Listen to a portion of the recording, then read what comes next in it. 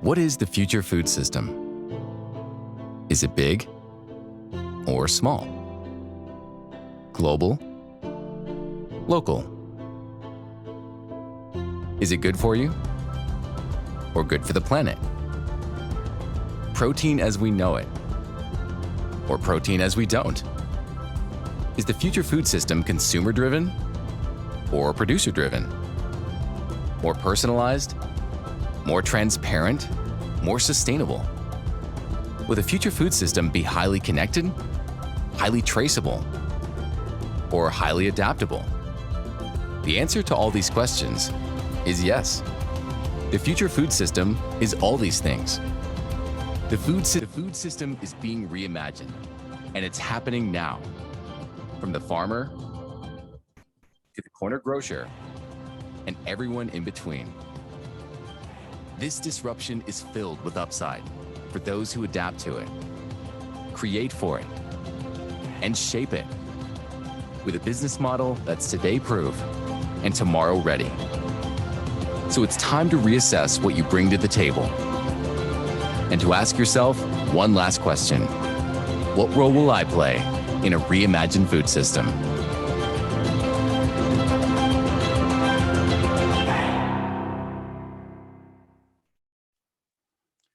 Muy buenos días. Buenos días.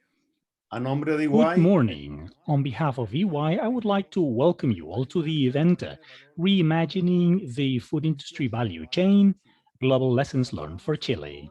I would like to greet all our viewers who are watching us live on envivo.eychile.cl. The pandemic has accelerated the transformations that we were already seeing in the food industry. The end-to-end chain of the industry is changing in all its parts, from planting, breeding, packaging, storage, and marketing of products to their distribution and arrival on the supermarket shelves and directly to our homes. So how is the industry being reinvented in the world? How is the consumer experience evolving? And what changes do we need to make as a result? What is happening in the local and international supply chains? So we're meeting today precisely to discuss these issues and to address the challenges and opportunities of the sector with one of the leaders in food supply chain solutions in the US, Scoular, and with the experience of the giant Maersk in innovation in the transportation chain, more important than ever for an exporting country like Chile. So your questions and comments can be made through the WhatsApp number that's on the screen. We will consider them to answer them during the conversation that we will have with the members of the panel. We will be speaking in both English and Spanish, and to choose the language of your preference, on the bottom part of your screen, you have the option interpretation, in which you will be able to choose original to listen to the original audio of the event, English to listen to the entire event in English, or Spanish if you prefer to listen to the entire event in Spanish. I would like to invite Rob Dongoski, EY America's Food and Agribusiness leader, who will talk about how to understand the forces that are reshaping the food industry, from the ingredients, data processing, products, all the way to behaviors and brands.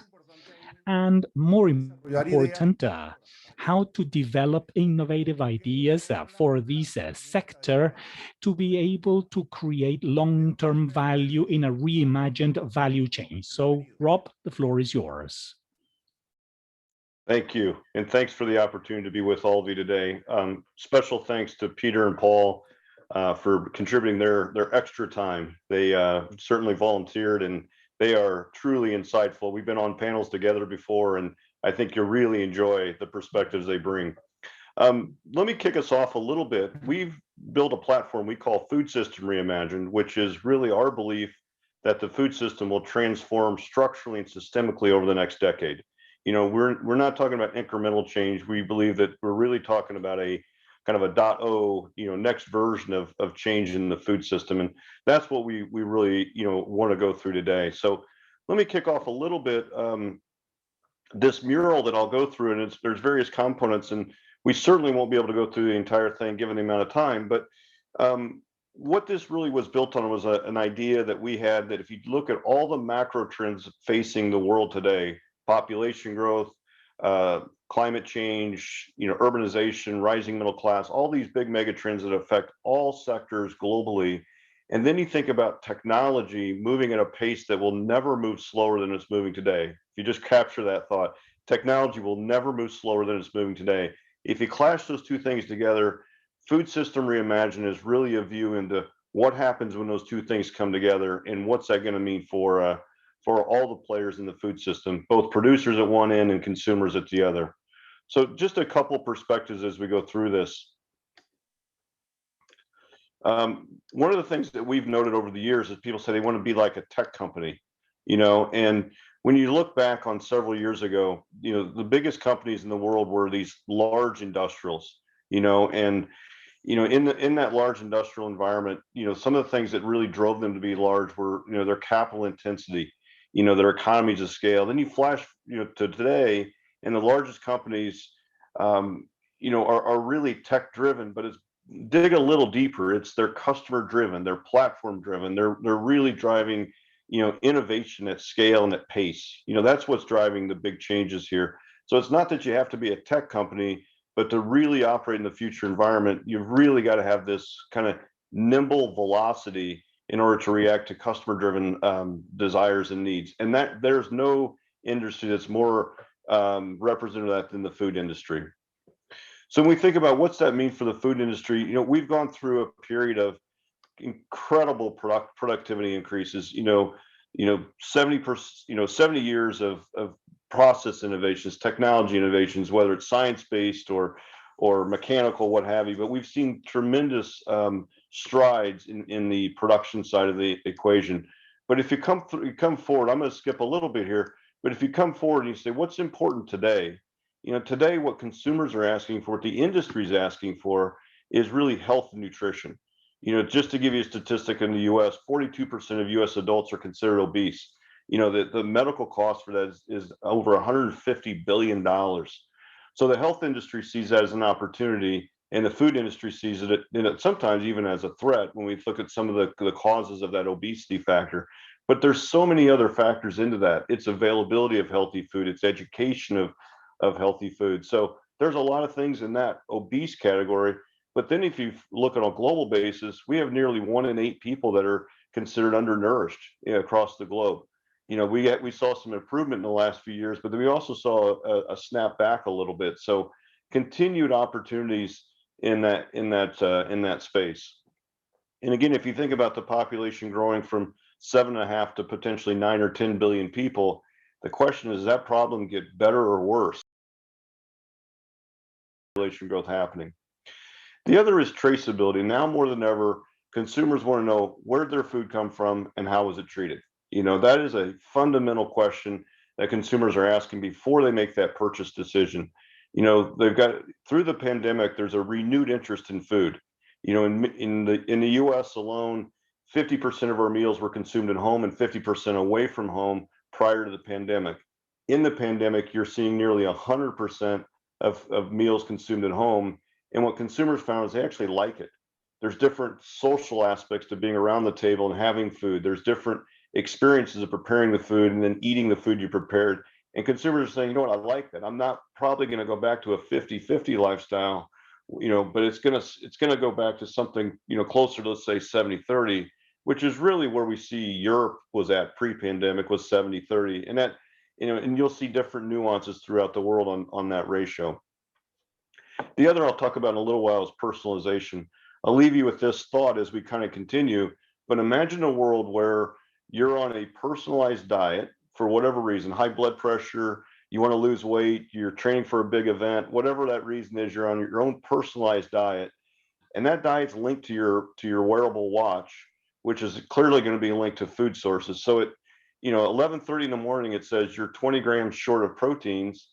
Here's 3 different options you have to consume those proteins, and here's 3 different options of where that can be delivered to you within an hour or less. That kind of connectivity and personalization is what to think about going forward. And then we think about how our food's going to be processed and delivered in the future. The reality is, I'll get through this quick, but if you're going to bring a new food, a basic rule says, make it natural, have 5 ingredients or less, and make sure that you and your parents can pronounce those ingredients. So consumers aren't looking for these complex chemical equations on the back of the package. They're looking for things that say like blueberries, sugar, maybe not sugar, depending upon your diet, but they want to recognize what those are and make their own choices. They're skeptical of things that they can't pronounce. And that is causing a big distrust with some of the bigger food companies. So as we open in the video, the question isn't really today about what's your mission, value, purpose. The question is much more about what's your role going to be in this future food system. And really the question to really think about is, are you at the table figuring it out, or are you on the table that people are figuring it out for you? That's a real big question that anyone in the food system has to think about right now. So let me go over to another piece that we call the paradoxes. So when you look at the food system today, there's a few paradoxes that exist. So on one side, big food is not trusted by consumers, but small food is. So we've spent decades building up these billion-dollar brands, and we tout them have $1, $2, $5 billion brands, but consumers are now saying, I want something that's small and niche, something I can maybe know who produced it, maybe reach across the table and buy it directly from the farmer. So, we've got this pivot in big food and small food. I talked about hunger and obesity. Fix and feed today, when you look at research and development, we spend 10 times more money on pharmaceutical R&D than we do food R&D. So we, in essence, are spending 10 times more money to fix people than feed them. If you think about that starkness of that comment, it's really pretty resounding. Not only is it that we're hitting the wrong end of the equation there, but also think about the opportunity that is available for us in the food system to feed people in a more healthy way. The other is as incomes increase, one of the things that happens is just we've seen, fat case, no debate, but as incomes increase, people upgrade their diets. They're moving from grain-based to protein-based diets. And today's protein production is really one of the larger contributors to the carbon emissions, greenhouse.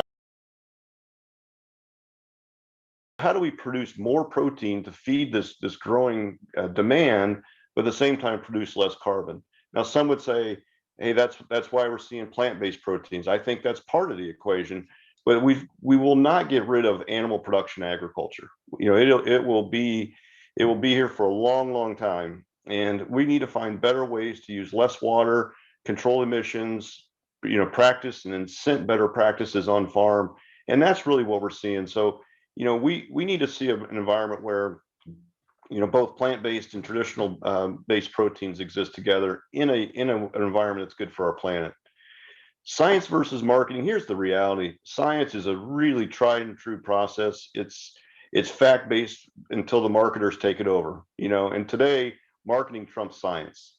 So we'll see a study that was done by whatever institute, whatever, and you dig into that, and maybe the marketers are pulling out a certain fact and not telling you the whole story, or maybe they're taking one study that can reported one element, but you've got 45 other studies that reported something different. So you really got to dig into what's the marketing tell you versus what's the real science telling you. What I find really interesting walking in the grocery stores these days, and this has been true for the last 4 or 5 years, and it's actually tracked, that consumers spend more time in the grocery store today than ever before, and not because they're buying more, but because they're reading more. And if you look at what they're reading, if you look at the front of a package, it's flashy, it's really easy to grab the headline fast. You read it and you make a decision, but now more than ever, consumers are flipping the package.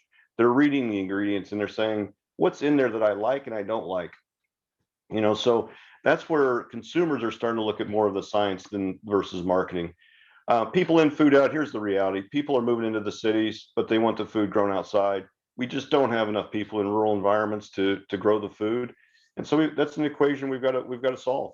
And we've got to incent people to be producers in the field, and today, kids are probably much more excited about going to the city and developing software games or IT or what have you. They're moving to those kinds of paths, but the agriculture is not being sought after from our youth. And then frankly, the infrastructure in a lot of the world, rural broadband usage, some of the things that we need to really make these farms operate at scale, that's not available to us either. So lots of rooms to grow. And I mentioned personalization versus scale, but let me hit that a little bit here in a second. So when we think about the food system, just a quick snapshot, we think about source on one end, everything comes from the land or water, and then everything gets consumed on the other. And then all of you in the food value chain are playing in one of these boxes or multiple of these boxes.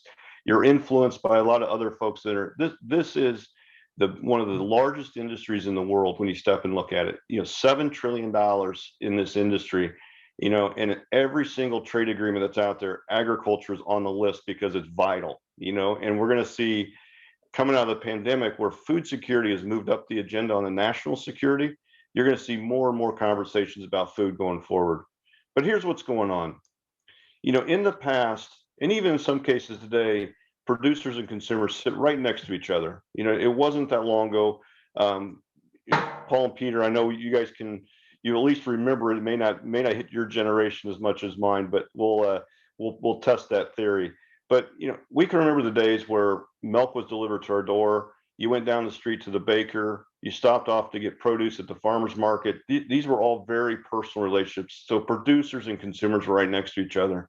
Today, what we have is a system that has separated producer from consumer, and we've built it for scale. And thank goodness, because during the pandemic, we've kind of weathered the storm from a food standpoint, but we find ourselves, we built an efficient system that's maybe low cost, but it may not be the healthiest, and it may not be what consumers want in the future.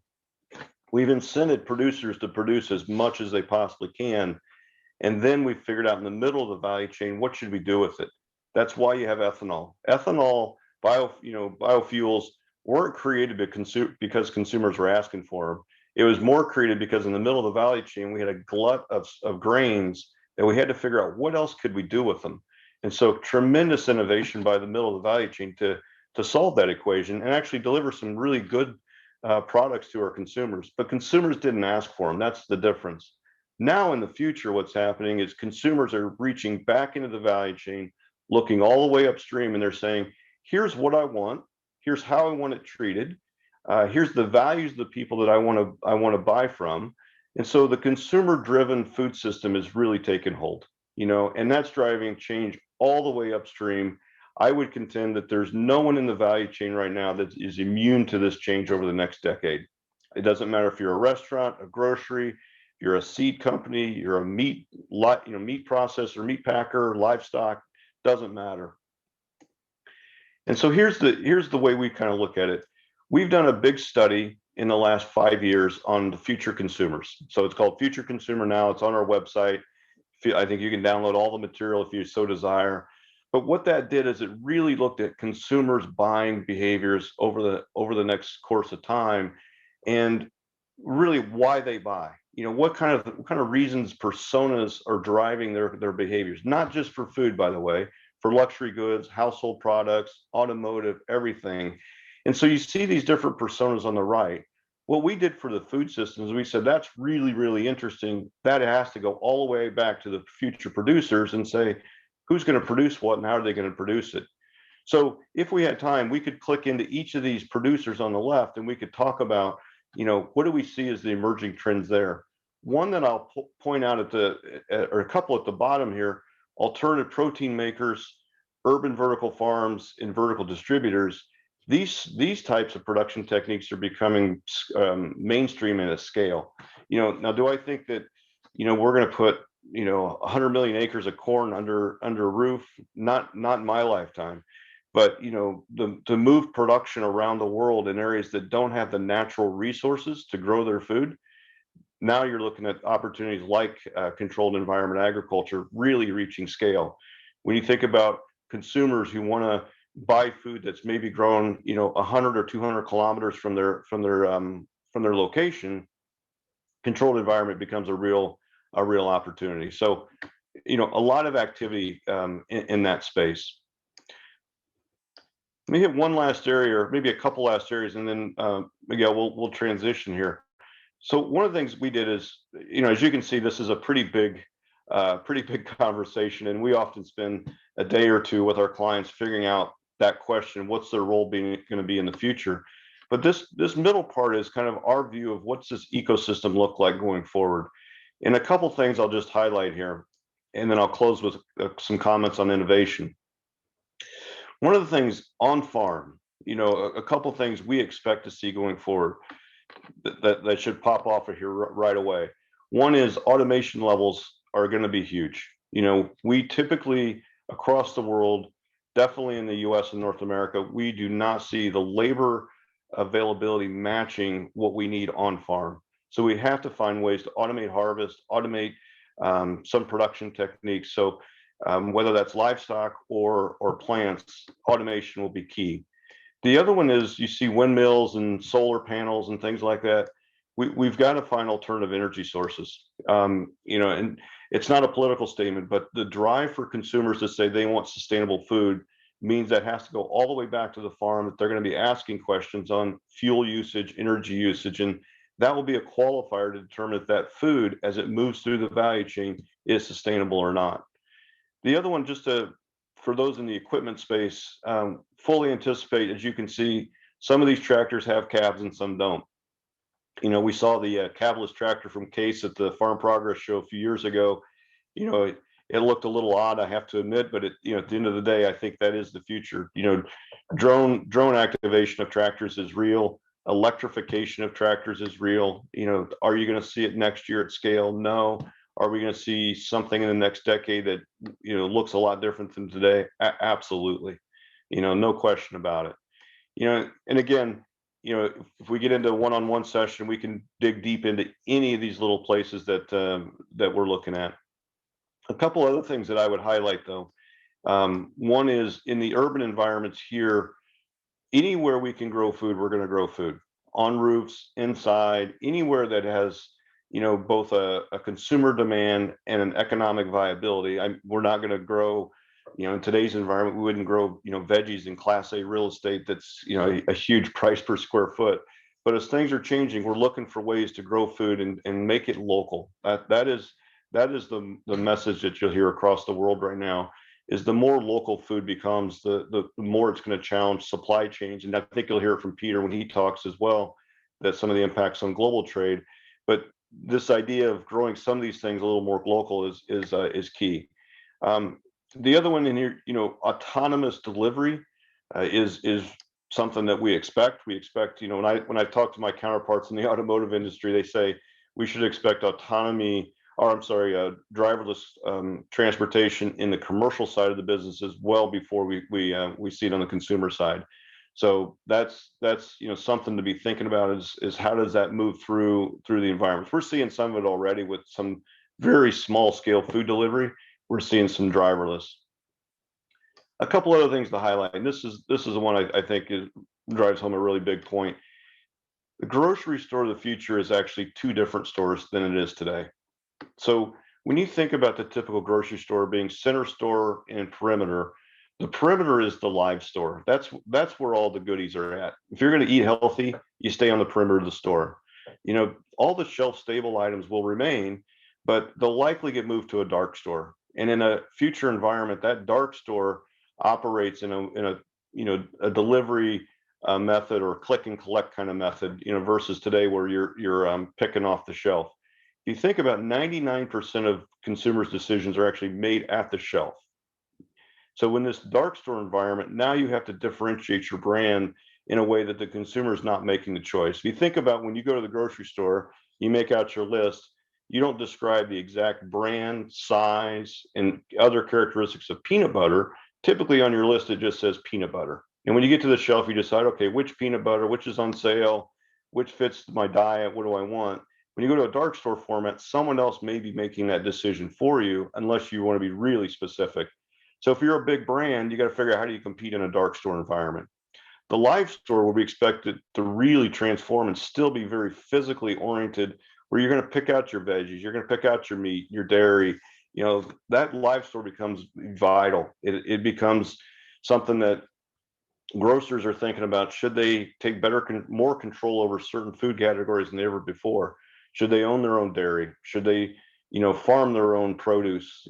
Should they, have relationships with livestock producers that are local, that are putting the meat in the refrigerators? So a lot of activity there. A couple other things that are out here that I'll show. Depending on where you're at in the world, the cannabis plant has reached a point of big conversation. Is it medicinal? Is it recreational? I'll leave that for you to debate. But the availability of cannabis products, whether it's CBD or THC, availability near the pharmacy as an outlet there, will likely become a more mainstream activity. The availability of indoor grown farms, indoor food that maybe inside a grocery store you're picking becomes real. Those kinds of future techniques are not out of the realm of possibility in future. The cost structures are coming down. There's a lot of good reasons that's going to happen. And then the last one, even though Peter makes fun of my boat here, and I'm sure he'll point it out again. The rise of aquaculture will continue. Aquaculture is one of the more efficient protein conversion sources when you think about the feed to weight ratios on that. And so we think aquaculture will continue. Today we have more aquaculture grown, or essentially raised on land in farming environments than caught at sea. So definitely an opportunity to go. So I'll leave you with one last chat, and then let's transition. When you think about innovation, you think about what are all the technology levers to pull. At the bottom here, again, we could go into these in depth, and there's tutorials on what all these are, but these are some of the big categories you gotta be thinking about. 3D printing, AR, VR, blockchain, cyber, IoT. Where do these fit in your ecosystem? And when we think about innovation, we think about it in really 4 different categories. It's mechanical. So you think about robotics and shop floor automation. We think about science, things like CRISPR and plant-based foods, cultured meat, fermentation, more science oriented. And then we think about technology and data. And this is where you start to see, big data come to light, the AI, ML type stories. What is the role of technology in that space? We have sensors that are, pennies on the dollar compared to years ago. We've got, satellite imagery that can see through clouds now. We've got, high res, multispectral imaging coming off of drones. What does all that mean? Ultimately, the business model innovation is the thing that could really be disruptive here. When you see a giant company like PepsiCo Foods go direct to their consumers and selling snacks direct, that is a real business model innovation. That's a leap that's big. When you see a company like Driscoll's Berries, who only produces 4 berries, they go into a partnership with Plenty to grow their berries inside. That's business model innovation. When you see a company like Bayer Crop Sciences or Corteva and some of these big seed companies are selling based on an outcome. These business model innovations are driven by technology, mechanization, and science. So that's the real opportunity. When we work with our clients, we constantly are looking for where is that spot where they can differentiate? Where is that place where they can be at the table, not on the table? So that I'll leave you with that. There's a lot going on in the food system these days, and I can tell you from the calls I get on a global basis, the calls come from primary actors in the value chain, big multinational companies we're working with, but also investors. Investors all over the world see food as a tremendous opportunity going forward. So again, appreciate the opportunity to talk to you today. The real knowledge is going to come from Peter and Paul as we kind of move to the next phase. Miguel? Yeah, thank you very much, Rob. We appreciate it. Bueno, hemos visto de los comentarios de Rob con sus reflexiones. So from Rob's presentations with these interesting reflections, we see that this is interesting for Chile to see how the companies here should start asking these disruptive questions. I would like to say a couple of things. Oftentimes we think that, sure, that's in the United States, this is Chile, this is Latin America. And out of Rob's comments, I think that there are many things that we should look into. He talked about reality and this segment in the United States, and the United States is facing obesity problems and other trends like healthier food, not the highly processed food, the interest in the consumer in making sure that they can trace the traceability of the food products. And this is a reality that we see in Chile too. We can see that we have high levels of obesity, not only in adults, but also in children. We are in a country, and with the pandemic, we've seen this. Healthy food is an issue, and it's closely related to what Rob talked about when he talked about the paradoxes. We are going from the big food companies to this preference towards the smaller food companies because of sustainability, entrepreneurial activities, and oftentimes the hook lies in healthy foods. We can see that in Chile every day. So this is a reality that we're facing too. Traceability. People want to know where the food is coming from, that no pesticides have been used, that the place where it grew has been friendly with the communities. Not so recently, but maybe a few years ago, we've seen events from communities rising against companies because of these kind of situations. Before the pandemic, people probably ate 50% outside of home, 50% at home, just like Rob said. And nowadays, the highest percentage is at home. And people are really embracing this. In Chile, we see this that is very similar. We're eating more at home. We're being more selective when we buy our ingredients. And we're not even going to the supermarket because we're using some of these delivery companies that are taking all of these products home. So in this sense, it's going to be very interesting to talk to Paul Maass, because when it comes to ingredients, this is very important. So the company that Paul works with, Scoular, and we're going to be seeing, he's going to be addressing these topics most surely. So the question here for each of us that are part of this sector is, what's my role in the future food system? And although this is not something that will happen tomorrow, we have to start getting prepared. What EY studies have shown is that Chile, we have very robust aquaculture companies, salmon companies that export throughout the world fruits, vegetables, and Chile is self-sustainable, and we actually even export quite a bit. And Peter will talk to us from Maersk. He will talk about the packaging, probably about transportation and what's happening globally when it comes to innovating too. So I would like to invite you to put together some questions. Remember that we've got the WhatsApp number so that we can address that during the panel conversation. Now, let me introduce you to the members of the panel that we have today. They will be answering your questions in the next half an hour.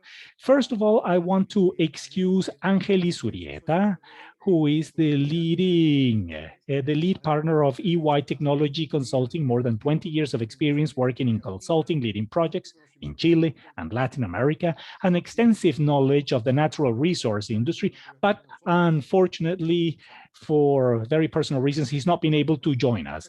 Still, I would like to introduce you to the other three experts that we have with us. First of all, Peter Jorgensen, who is the partner at Maersk Growth. He leads the area of sustainable transportation as a partner of Maersk Growth, the CVC technology and growth arm of AP Moller at Maersk. With more than 21 years in the experience of shipping and logistics industry, Peter is responsible for identifying and driving new technologies and solutions for the supply chain optimization, in particular to address food loss. That's very important for Chile. Chile exports quite a lot of food. We've also got Paul Maass, who is the CEO of Scoular. Paul is responsible for Scoular global strategic leadership and strategic growth initiatives. And he's also he's also served in a CEO role since joining the company in 2016. Previously, he was the president of commercial foods and private brands, private labels, segments at Con-Angre Foods, and participates in the G100 network. We'll also be talking about ingredients that Scoular looks into, and also, well, Rob Dongoski, who is the food and agribusiness leader at EY Americas. He's the EY partner in the US with more than 20 years of experience serving clients in the food and agribusiness. He works with several Fortune 500 companies, Global 1000 and private companies as an advisor.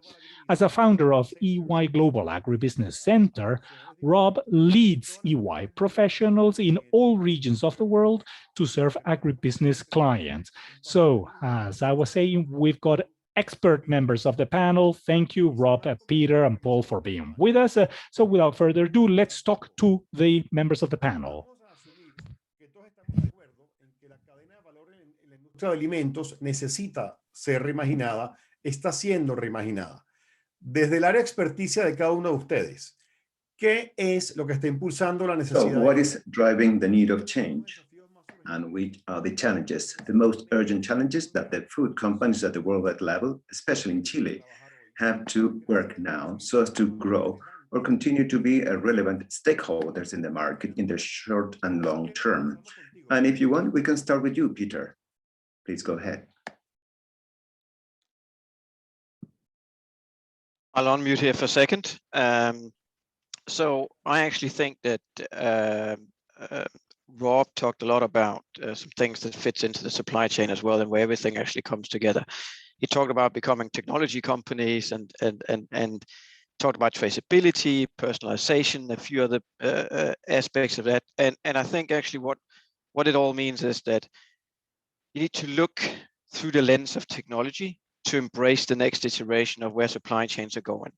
Supply chains need to be digitized. Now, you can't turn a carrot or some of the other wonderful things that you're producing in Chile. I'm sure you don't do carrots, by the way, into a 1 and a 0. It's still a physical object that needs to work together with that needs to be moved. But in order to get these efficiencies and be able to reach your markets that you would like to reach and expand on your exports, you need to find a way of making sure that there's no waste, there's no buffer, there's no handovers, there's no multiple people in this. So the way we like to think about this is we like to think about it as transparency. Transparency equals trust. So the players in the system actually trust each other as a partnership. And that will also enable you to have traceability and also some other bits and pieces. You need to digitize from the first mile. Otherwise, you will not have any digitization that's trustworthy in the last mile. And that's just really important to think through. So you need to think through technology and ultimately make data-driven supply chain decisions. So I think actually a lot of the things that Rob talks about and Paul will as well, actually is coming together quite nicely of all players in the system actually having aligned interests in working on these fronts.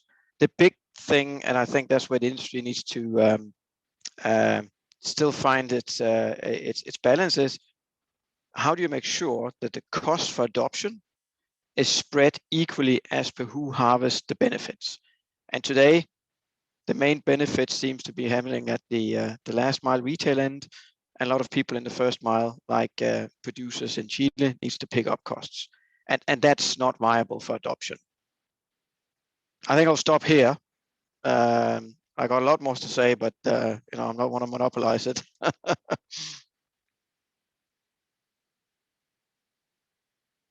Yeah, just maybe, Peter, one thing I would just add is, like, I think we've operated a mentality, and you said it really well, we got to spread these costs out and find the profit pools that will pay for them, right? We've been operating in a mentality that is generational, which is let's find the way to make the cheapest food. And now I think if you look at the younger generations, they're looking to shift their entire spending patterns, and they're actually willing to spend more money on food if you make it sustainable, if you make it safe, if you make it traceable. So I think it's a fundamental shift in our food thinking, is it doesn't always have to be the cheapest anymore. Thank you, Rob. And Paul, what's your take on it? I totally agree. You know, what we see is, I'll kind of speak specifically about in the U.S. What Rob's saying. I mean, there's a significant shift that has happened over a pretty short period of time. If I go back in time, the price sensitivity at the retailer on different products was extremely high, and the younger generation looks at it very differently. And so for the food companies, you know, thinking about you know, how to position something, look, price is always going to be a factor, but the importance of everything we were saying, you know, the transparency of it, the health, you know, health attributes, sustainability, very much increasing in importance for the consumer. Muchas gracias, Paul. Y gracias a toda la audiencia por... Thank you, Paul, and thanks for the audience, because they're already sending their questions. Please bear in mind that you can send to the WhatsApp group. And let's go now to a question for Rob. Rob, y con lo que está en an juego. important challenge and what is at stake. What does it mean for the business leaders, for our Chilean customers, both for the large companies as well as the medium and small scale companies that are with us today in this seminar? They have the task to drive this reimagination of that companies. How should they do it, for instance? What is more relevant for our executive leaders in today's call? Or what has been the most relevant part for the executives with whom you work that are addressing this challenge now? What are they doing? Have you observed any specific barrier in the path towards success, and how to avoid this barrier? Yeah, just a couple thoughts. So first off, I'd say, you know, anyone that's in the food value chain, there is no high ground. There's no one that's kind of immune to the flood, you know, and so you got to figure out how to swim or have a good boat, right? And I think that's one thing, is so no one can relax right now and just kind of kick back. The other thing is, if you reflect on what got you to where you are today, that may not be the recipe to get you going in the next decade. So a lot of the large companies can think they're, you know, can get kind of relaxed and think they're immune to change, and you know, they've got big brands, they've got stability, but they can be surprised by some very small, nimble brands that can kind of take their share and create market disruption. So I think in one ways, big companies got to figure out how to be more agile, nimble, carve off some risk, which is hard when you're a big company. You know, typically what happens when you innovate is you find this great idea, everyone rallies around it, they think this is going to be fantastic. We give it a year, maybe two, to see if it works, and it doesn't work, we pull back. And we say, that didn't work, not for us. Let's go back to our big company ways. Small companies, on the other hand, they have nothing to lose. So their appetite to kind of take risks and to do things, let it go for a little bit longer, is actually what creates disruption. You know, and so I think, you know, on one way, small companies got this great luxury to be a little more risk-taking. They've got more exposure because of capital and other things. But big companies are, you know, probably struggle a little bit on how can they truly innovate and be disruptive in the markets they serve. So kind of depends on who you are, but I would just leave with that no one's immune right now, that's for sure. Gracias, Rob. Una pregunta para Paul. Thank you, Rob. One question for Paul. Scoular has an amazing amount of lines. I would like to focus on one that is relevant for Chile, that is the proteins area. And is, what are the trends that you have observed in regards to the protein consumption, that non-animal proteins, the consumer is changing their habits or not? Has been any decrease on the consumption of animal protein? What dramatic has been the growth of non-animal proteins, if there's been one? And what do you foresee in this segment of the market based on your customers? Do producers of livestock, of meat products, must be concerned? Which would be your advice for them, if there's any advice? Yeah, it is a really dynamic time. Everything that we talked about, the technology is enabling a ton of innovations. So when it comes to plant-based protein versus traditional animal protein, a lot of change. I think one perspective I would share, big company here in the U.S., Beyond Meat, went public. So it's now a publicly traded company. So there's a lot more information on it. That was about 2 years ago. It had, today its market capitalization is almost 10 billion on a company that doesn't make any money today, right? And I think one way to think about it, why does it trade at that kind of number? It's because there's such confidence in the future, and that there will be a lot of growth in the plant-based protein. The way I look at it, and I think maybe something I would encourage the folks that are on the phone to look at it, that is a huge incentive. If you're one of those small companies Rob just referenced, or a startup, and you're looking at an innovation and creating something, and the marketplace will pay you a $10 billion reward for coming up with that innovation, there are a lot of incentives. There's a lot of people that are trying to figure out the next best thing. So I would that's kind of a backdrop that I would share. The trends we're seeing, there are folks that predict, look, animal protein is going away and everything's going to be plant-based. That might be true 100 years from now. I think the pace of change, I think there's plenty of room for both. And the way I think there will be, in my lifetime, there will continue to be, animal protein will continue to play a really, really important part in the marketplace. That being said, if technology enables plant-based protein that is, I'll just call it, or maybe lab-grown meat. If you could have lab-grown chicken that has healthier attributes, tastes equal to or better, and is made cheaper, you will get consumers to shift much faster. That is not the case today, right? It is not the case today.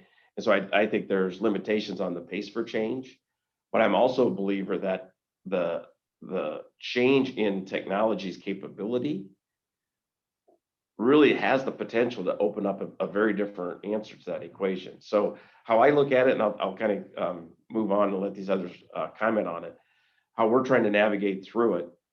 We've got an environment with just unprecedented investment.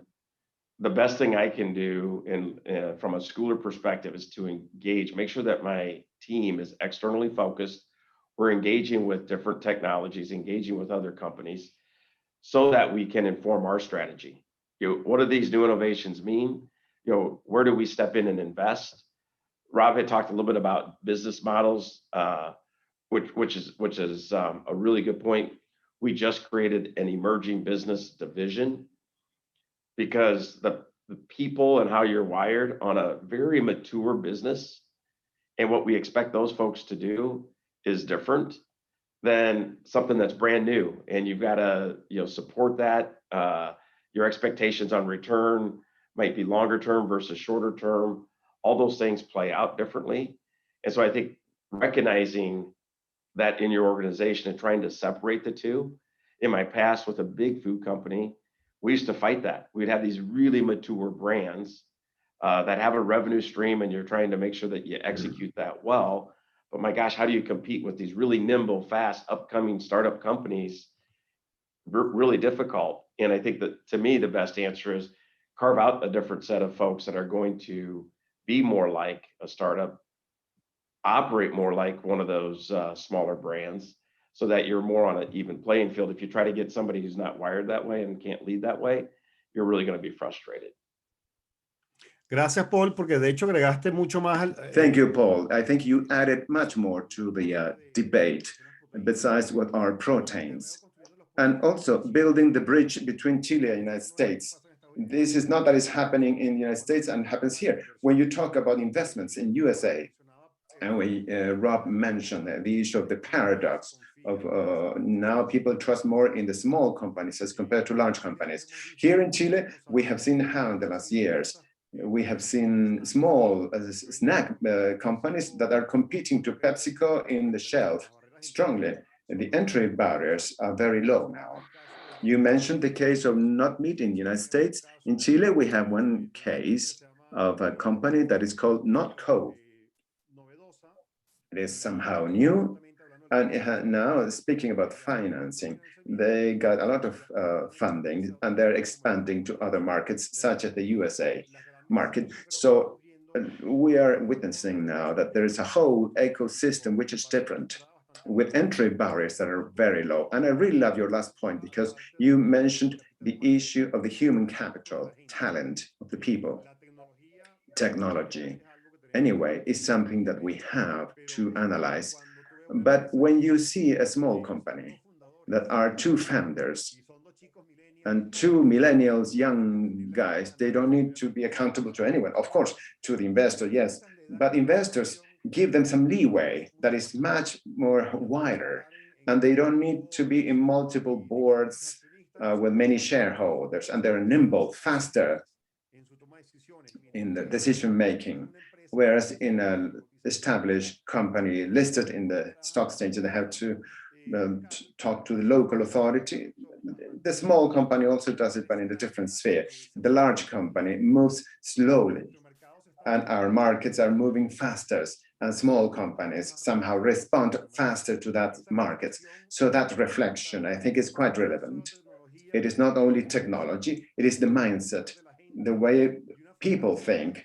And a way of doing that is to bring people that think different, and to create, in some cases, we have interesting cases that you create your own startup within your large company, so as to compete with these other small companies. One question for Peter, also due to our geographical position and for the amount of export that we have in Chile. With the demand that we see in some countries due to COVID, do you foresee, Peter, any problem with the capacity of maritime transportation, or any other problem for importers and exporters from Chile and throughout the world also, or maybe from and to Latin America, Chile, to Asia or other regions? So I think you can add, another dozen of geographical strings and lanes to that, and the answer is yes. I mean, so supply chains have been honed for the last 50 years or more to be just in time, to be, I represent a very big commodity business, right? Shipping has been commoditized for years. You've been procuring every single step of the supply chain. This is what you as growers feel as well, in terms of your Walmarts and the others and all this. So it's just been a breaking point. There's not been investments done. We've made investments, but also been fortunate to be a well-functioning company.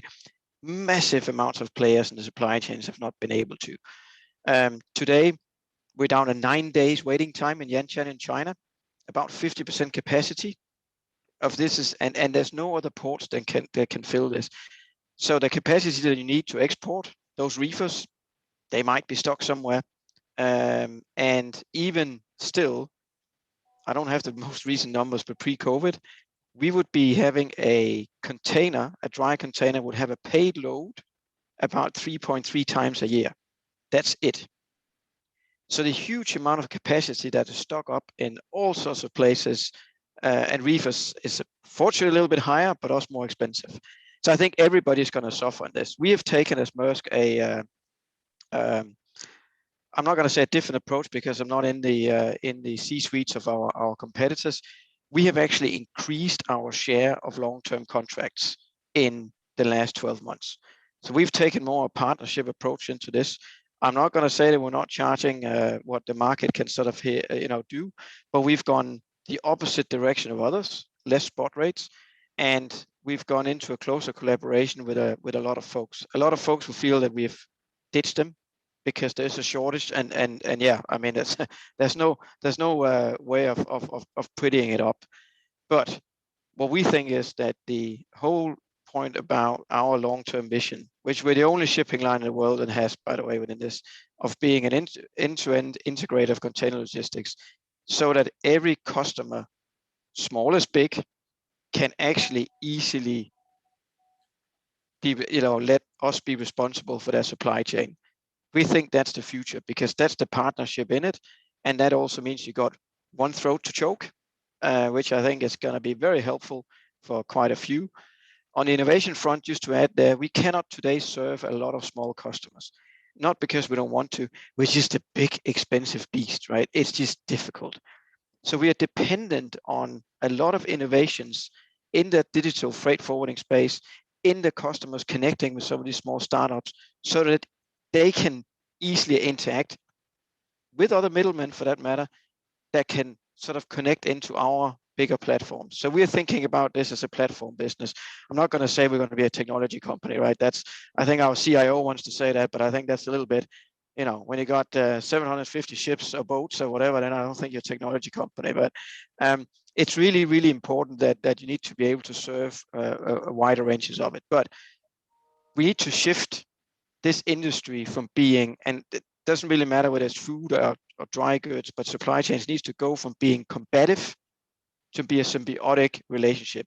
It is non-existing today across a wide range, and that means that a lot of people losing out, suppliers, customers, everyone in the chain is losing out. So the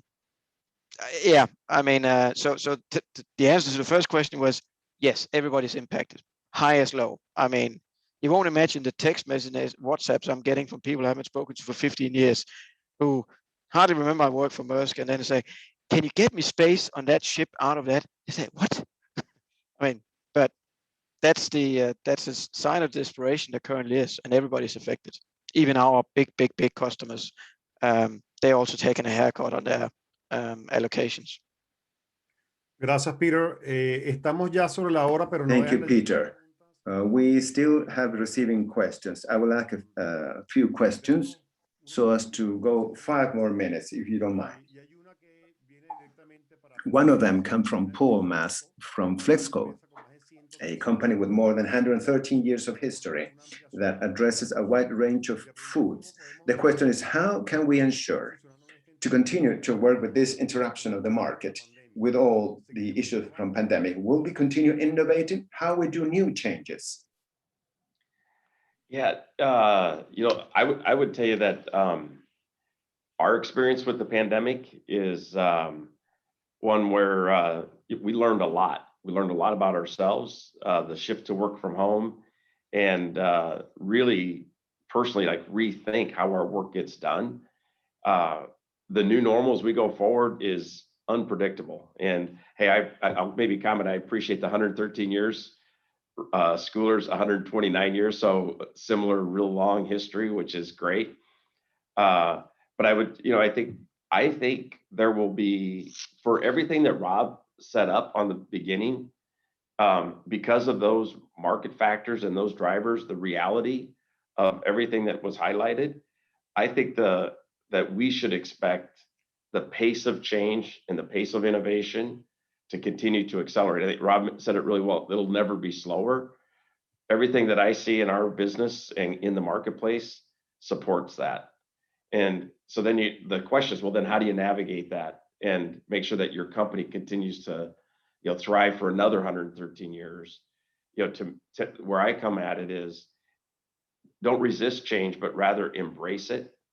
Understand all those different moving pieces, push the teams to be externally connected so that you can then deploy capital where those opportunities fit your company. You can employ resources and let all of that engagement inform how you need to reshape your company. I'll maybe comment on Rob. He'd referenced PepsiCo. I think Driscoll Berry. I mean, here's some companies that said we've got to reinvent ourselves because of these market factors.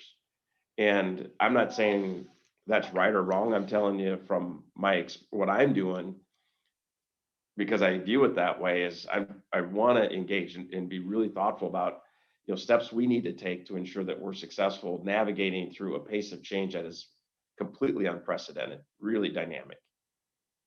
Muchas gracias, Paul. Vamos a hacer algo. Thank you, Paul. We will have shorter answers so that we can answer 2 or 3 more questions. One question for Rob. Short answer, please. From a company that helps the production of food, fruits, vegetable, meat. We have been affected due to pandemic. That's why we focus on the distribution centers with our supplies of transfers technology. How can we extend the strategy of our products? Should we continue as providers supplying with our products Yeah, I mean, I think you gotta look at the movement of the market, right? And who's your customer and who's your customer's customer is vital in that question. And find ways that you can get rid of the waste out of the system. If you know, just because I mentioned Pepsi went direct to consumer doesn't mean it's right for you. Do you need distribution centers? Can you ship direct to customers? Can you ship direct to consumers? Are those opportunities? You know, we tend to take a very unconstrained view first, and then say, okay, what are the constraints that are holding us back? You know, and once you do that, you start to really find opportunities of waste. Ask yourself if a company like Apple or Google or, you know, Tesla bought you, what would they do with you? And if they would do something different, why can't you do it to yourself? That's kind of the way to maybe framing it up. Is that a short enough question? Yeah, well, yo creo que quedan I think that we have two more questions. One company, a packaging company for food, and possibly Peter and Rob or Paul. How do you envision the future of changes in the segment of food packaging? No sé si Peter quiere comenzar por la parte de export. Peter, would you like to start by export, and then Paul or Rob would like to say something else? Sure. I think the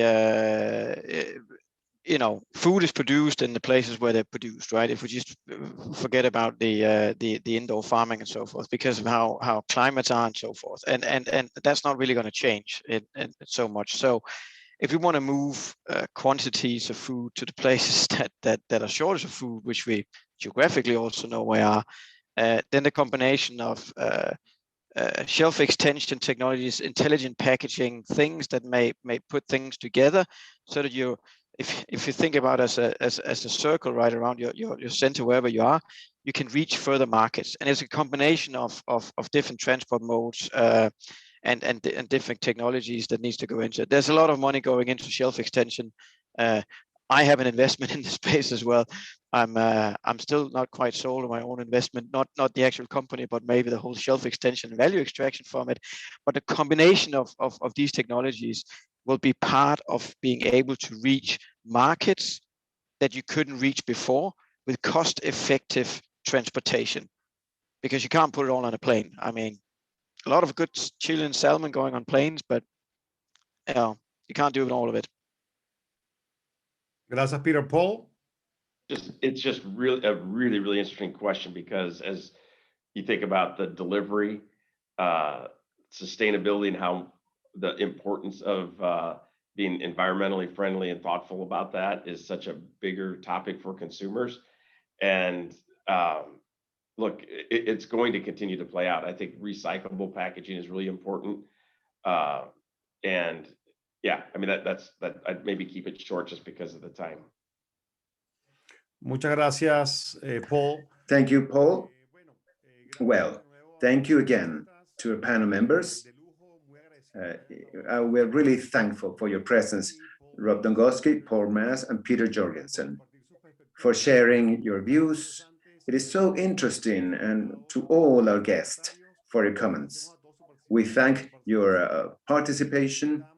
I would like to invite you to respond a survey we will be sending in the coming hours or days, email with information that is relevant to what has been mentioned today. And if anyone would like to have an additional question, please let us know. And we hope that you continue to be with us in future initiatives. Thank you again from EY Chile for your collaboration, from EY Americas, Paul, Peter, and see you next time. Take care, please. Thank you. Thanks for having me. Yep. Thanks, Peter. Thanks, Paul. Thank you, everybody.